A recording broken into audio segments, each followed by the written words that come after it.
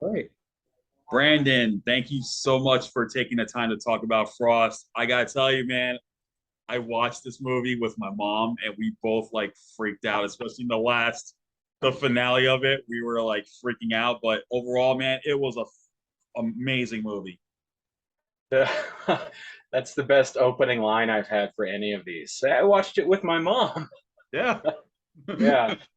Well, my mom told me that she bought it the other day. I'm like, oh, I haven't told you too much about this one, huh? But no, thank you very much. And I'm glad that it sounds like it did its job. Yeah, oh, I definitely did. So my first question is, how did you come up with the film and the idea for it, and how did it all come about? So this is a movie that we shot during like the height of COVID. We had all had projects that were in various stages that were canceled when the pandemic started, and a lot of companies producing these, direct to video or whatever, day and date type movies didn't really know what to do. And so people were either making like their own movies that were sort of based on the pandemic, which think is kind of weird, or kind of scrambling to get content. So a friend of ours named James Cullen Bressick had read this article about a woman that a version of this had happened to in China, and so he went to Cleopatra Records / Cleopatra Entertainment that he had worked with before for the two Glenn Danzig movies, and went to us, to Devaney and I, and made the deal happen.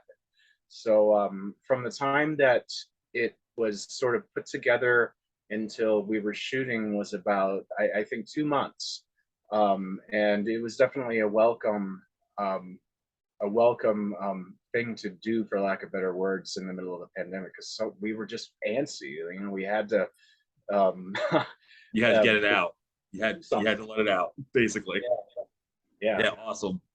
That I gotta say, man, Devaney was awesome in this movie. Like she was the driving force of the movie. And I got to talk to her a couple days ago about the film, and you know, I mean, she just blew me away with her performance. I mean, I've always saw her in like supporting roles, but here she is, Yeah. one of her first major lead roles, and it must have been a blast working with her in this kind of, especially with the environment, the fact that she was actually pregnant on Yes. during the movie. So, first of Yeah. all, I do have to say congratulations on that, even though it's a little late, but congratulations on that. And but what was that like?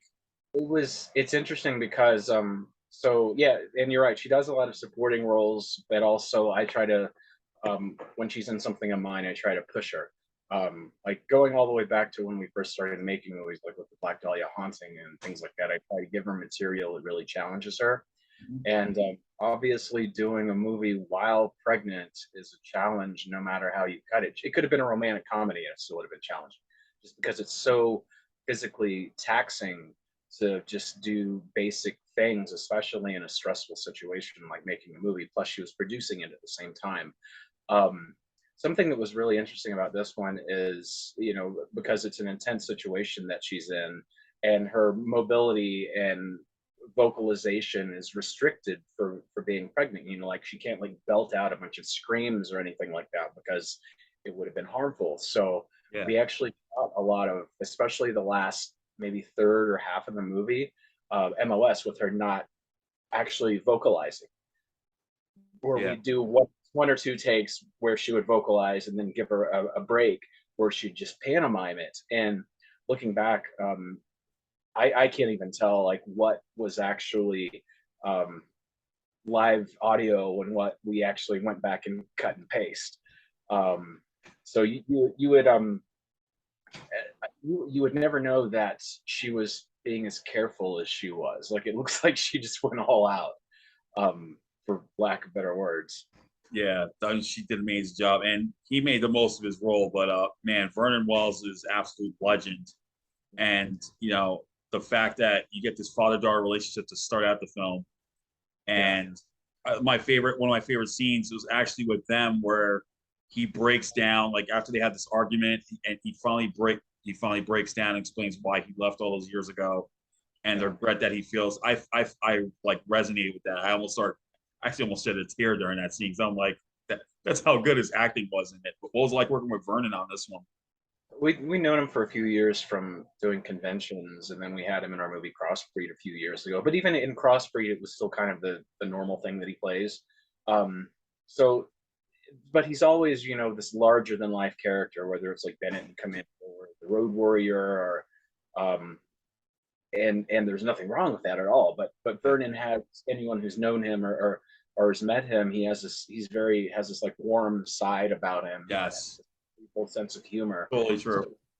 um, when we had this, when writer Robert had written the scripts, we had thought of a few other people, but we kind of knew from the beginning that it had to be Vernon, and not just because it was a challenge and because it is kind of a different side of him that you don't normally see, because you know usually he's a similar like antagonist or caricature or like this larger than life character, but in this he's just a guy, and we knew that he could do it, and even shooting it, man, the scene that you're talking about especially, I remember I was in the corner kind of behind the dolly where the camera was tracking back and forth. I'm like, oh my god, he's really going for it. Has this exact situation happened to him before? But no, he really brought it, and I'm really proud of what he was able to do with just um a fairly like limited role in it, because he kind of trails off for, you Yeah, know, good portion of it. literally Trying to get help. Yeah. yeah. But yeah, you're totally right. I talked to him a few years ago for another movie he did, and he was like the kindest. He was one of the kindest people I've ever talked, like interviewed. Like I interviewed a lot of people, and you know, but he comes out as one of the kindest people ever, and you know, he can just go on and on with the stories he was talking about, Yeah, and he will tell stories. yes, I've heard between Crossbreed and this, I've heard I feel like I knew a complete history of his career at this point. exactly. But yeah, he's definitely had a life. Yeah. So, what was it like shooting in like the freezing cold? I mean, that must have been crazy. Well, believe it or not, it was probably about 60 degrees for most of the shoot. So we shot in March of last year in kind of a higher elevation area in California, about an hour north of LA, called Mount Pinos. And in the morning, it is cold, and it may get, in a couple of days, actually, there were snow flurries and stuff. But by when the sun came out and by noon and afternoon, it was 50, 60 degrees. Oh wow. So, so the snow machine was definitely working overtime. Wow. Our production designer Miranda would have it like over her shoulder. It looked like, actually, speaking of Commando, you know when Arnold has that missile rocket launcher Yeah. that it looked like that. Oh That, wow. and show up with it and like spray everything down. But yeah, it was actually pretty comfortable. If Vernon After had the first couple if hours of Vernon the had set. been there, if Vernon had been there, I would have said, let off some Steve Bennett. I would Yeah. have said the line.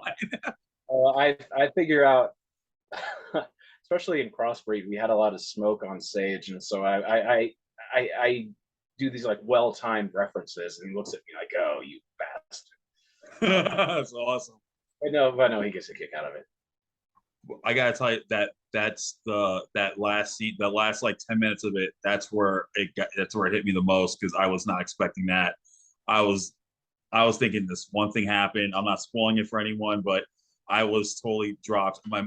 My mom, like I said, I watched it with my mom, and we were not expecting that. And when we saw it, we Yeah, like she was cringing. I was screaming at the top of my lungs. I'm going, "Yo, whoa!" whoa. And just that. But I think in a way it brought a moral sense of realism to it. yeah, Because and then I thought of another movie that came out in the '90s that with something similar, a movie yes. called Alive, and I so actually saw that in theaters when I was about 17. So yeah, oh, wow. um, it's yeah, I don't normally push the gore in things that I do. And I guess you could even say that this scene isn't necessarily gory, but it's more like visceral. Like in a Yeah, way, it's kind of like the original Texas Chainsaw Massacre, where there's things about it that make you think you're seeing more than you're really seeing. yeah, exactly. Um, but like Brussick's original pitch, like hinged on that, because this event that happens towards the end of the movie is what really happens with this girl in China. Yeah, um, and it's really kind of a testament to like where someone's mental space would be when they're freezing for days on end, and what they're going to do to survive, whether it's looked at as right or wrong. And I got to tell you, I was actually kind of nervous to even shoot it, going into it. Like I said, I don't normally push, you Right. know, Yeah. things. This and the movie that I did right after it are incredibly gory. Um, but once we got there and everyone, vibe, it was a small crew since it was, a COVID shoot, Yeah. and everyone got along really well and had really good chemistry. And the special effects for this scene were brought out. And at that point, I was like, you know what? Let's just go for it. Let's just really, really go there. And the worst that can happen is we pull back when we edit. Yeah. But pretty much everything that we shot, there's nothing that we really cut out of that scene. It's there as it was meant to be in the And it edit. worked. And So hard especially enough. the way it was edited was like perfect. Yeah, Exactly what I was expecting, but at the same time I was freaking out through it. But yeah. still.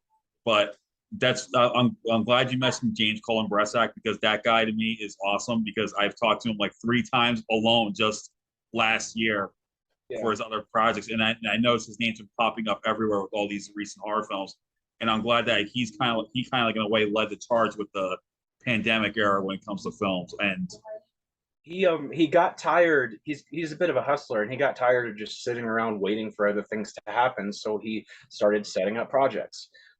There's actually a bigger project that we did that he was the producer on, that Devaney produced and wrote the story for, called Breakout, with Louis Mandylor and Brian Krause, that's coming out in a few months too. So hopefully we can do this again for that. oh, But definitely. he's an old friend. I'm quite a bit older than him, but I've known him for a while. Yeah. Yeah, he's really good at just hitting the ground and making things happen. Yeah, he does. And with that, I've seen when I see his name pop up, I get goosebumps, because I love his stuff, and the fact I've established a pretty good bond with him after 3 interviews, practically within like months of each other. So it's pretty awesome. So yeah, I can't wait to talk to you about more about these projects as well. So with Frost, and you just mentioned Breakout, are there any other stuff that you can talk about that's coming upcoming? So what's interesting is, as antsy as I was to get started shooting things, like I said, had I can't talk about them at this point because they're long gone and it's pointless. But I had a bunch of things I was really looking forward to doing that just got canceled and forgotten. So between Frost and the movie I did before that, it was 2 years. So I was just like, hungry and like going out of my skull about this. But I was lucky that after Frost, I ended up booking a number of things, almost like back to back, but within a few months from one another. So we did Frost in March of 2021, and then I did a movie that's sort of like The Running Man, or the video game Smash TV from the 90s, about a violent game show called Arena Wars. That'll be out of post soon. Later in the fall, we did the movie that I mentioned, Breakout, Right. like a diehard in a prison type scenario. Then I went to Thailand and did a movie for Saban called Battle for Saipan, that Mandalore is also in, with Casper Van Dien and Jeff Fahey. Oh Um, yeah, I remember definitely you mentioned that one. I can't wait to see that one. and I'm a my first love is really action. Like I kind of grew up with watching 80s slashers and action movies. Like the Arnold Yep, era, so did I. That's my era. I grew up with that, the same exact thing. and then John Woo's old movies. So I have all these, like, really strong influences for that. So Battle for Saipan actually comes out next month, in theaters for a week before it's on digital. So 11/25, I believe, which I think is Black Friday. Um, and yeah, that has Lewis, really, like, if anyone's seen The Debt Collector, or movie Oh like yeah, that, it's I love those movies. he I mean, first off, that's one of he and Scott's best performances. But this is more kind of in that vein, where it's really character driven, but also it just kicks ass. Um, and then a few months after that, I went back to Thailand again with the same production company. They did a movie called The Flood, which is kind of like Assault on Precinct 13 meets Crawl, that Lewis and Casper are also. And I guess I can't get rid of Lewis. I've You known him don't need for, to. You don't need to. Lewis is a total badass. You don't need to get rid of him. and Nikki Whalen, called The Flood, written by a good friend of mine named Chad Law. Oh yeah. Um, Oh, And then after that, another Lewis movie that I wrote that he directed called 3 Days in Malay with Rampage Jackson and Calvo Cerrone.